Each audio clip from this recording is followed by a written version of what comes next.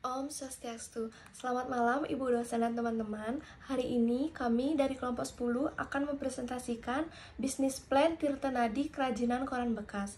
Sebelum memulai presentasi, saya akan memperkenalkan anggota dari kelompok 10. Yang pertama ada saya sendiri, Nimade Cindy Septiayanti dengan MPM akhir 026. Selanjutnya Mei Wijayanti dengan MPM akhir 063 dan Nikade Indah Sukma Berliana dengan MPM akhir 029. Latar belakang, usaha kerajinan koran ini adalah sebuah usaha rumah tangga yang memproduksi kerajinan tangan dengan bahan baku dari koran-koran bekas.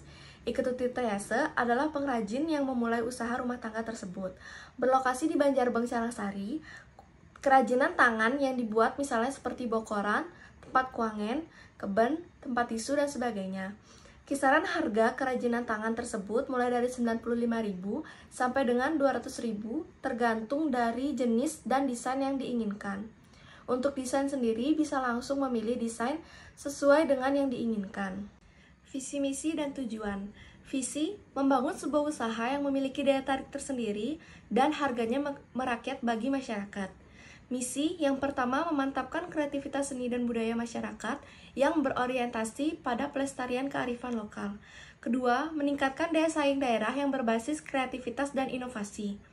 Tujuan yang pertama dapat memberikan lapangan kerja bagi masyarakat. Kedua, meraup keuntungan yang sebesar-besarnya. Ketiga, menambah pengalaman dan wawasan tentang kewirausahaan dalam membangun usaha. Keempat, membudayakan semangat, sikap, perilaku, dan kemampuan kewirausahaan di kalangan masyarakat luar agar dapat diandalkan dalam berwirausaha. Uraian singkat, nama usaha Tirta Nadi, alamat Jalan Mangut, Banjarbeng, Carangsari, Petang, Badung. Jenis usaha, industri kerajinan tangan. Waktu operasional dari Tirta Nadi ini bisa dikatakan menjadi salah satu daya tariknya, karena tidak menentukan jam atau hari buka, karena ini merupakan usaha rumahan atau UMKM di desa. Alasan pendirian usaha. Tujuan utama mendirikan perusahaan ini yaitu untuk memperoleh keuntungan maksimal untuk kelangsungan hidup dan perusahaan dapat dipertahankan dalam jangka panjang. Selain itu, tujuan mendirikan perusahaan tentu untuk membuka lapangan pekerjaan dan untuk memajukan UMKM terutama di bidang perindustrian limbah, serta untuk meningkatkan kreativitas dan produktivitas. Selanjutnya, rencana pemasaran. Target pelanggan. Target pelanggan dari Tirta Nadi ini adalah masyarakat dan di kalangan remaja hingga orang dewasa dan pekerja kantor atau karyawan. Selanjutnya, tenaga kerja.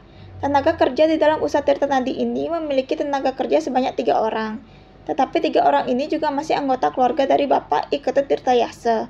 Ada yang menggulung koran bekas, membentuk koran yang sudah digulung menjadi bentuk bokor, tempat kuangen, keben, tempat tisu, dan lain-lain.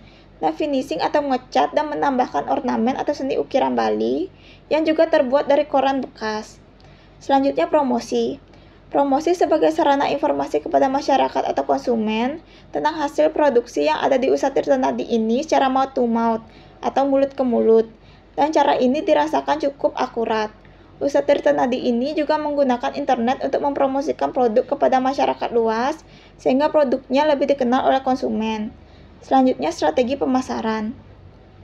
Untuk target pemasaran yang kami incar di sini ialah di kalangan remaja sampai orang dewasa yang ingin melakukan upacara agama. Adapun media promosi yang kami gunakan sebagai berikut. Metode promosi sosial media atau e-commerce. Biaya promosi per tahunnya Rp0. Jumlah orang yang dijangkau sekitar 347 orang.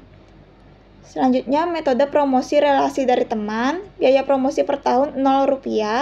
Jumlah orang yang dijangkau 10-15 orang.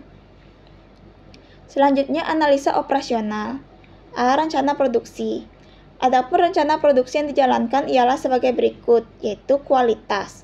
Kualitas yang diberikan oleh kualitas yang terbaik dengan terus menjaga dan mengamati bahan-bahan yang digunakan agar konsumen tidak kapok atau jera karena telah membeli produk kita yang memang mempunyai kualitas yang baik. Selanjutnya, rencana penjualan, mempromosikan produk secara mulut ke mulut dan secara online di media sosial. Yang terakhir ada faktor kompetitif, membandingkan kualitas produk dengan kompetitor. Lalu ada target pasar. Kami mengusahakan segmentasi pasar kami seluas mungkin, tetapi kami memperkirakan pembeli potensial adalah golongan usia remaja hingga dewasa dan pekerja kantor atau karyawan. Usaha Tirta Nadi berharap masyarakat menyukai produk kami dan melakukan pembelian ulang. Nah, di sini saya akan menjelaskan tentang rencana keuangan. Yang pertama itu ada modal alat yang digunakan. Yang pertama ada gunting jumlah 1 unit, harga satuan 15.000, harga total 15.000. Yang kedua ada bambu kecil, jumlahnya 1 unit. Yang ketiga ada cutter, jumlah 1 unit, harga satuan 7.000, harga total 7.000. Yang keempat ada kuas, jumlah 2 unit, harga satuan 8.000, harga total 16.000. Yang kelima ada spidol, jumlah 2 unit, harga satuan 16.000, harga total 32.000. Nah, jadi total modal awal yang digunakan adalah 70.000. Nah, selanjutnya ada modal bahan yang digunakan. Yang pertama ada koran bekas, jumlah 1 karung dalam seminggu atau 7 hari.